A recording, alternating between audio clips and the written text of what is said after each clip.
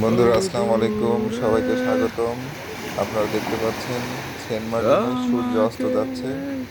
এই সূর্য অস্ত যাওয়া বাংলাদেশের একমাত্র প্রবাল দ্বীপ সেন্ট মার্টিন থেকে খুব সুন্দরভাবে দেখা যায়।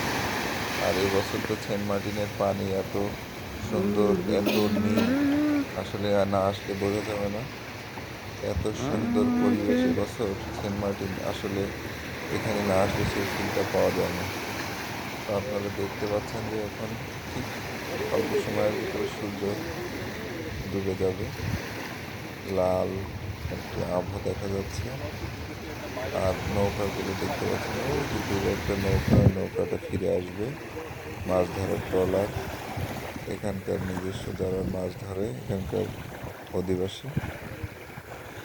তো এখানকার ফিলটা আসলে ভাষায় প্রকাশ করা যাবে না। আমাদের চারপাশে যারা আছেন তারা সবাই এই ফিলটা নেওয়ার জন্য সেন্ট মার্টিনের ঠিক পশ্চিম বিচে এখন সবাই অপেক্ষা করতেছে।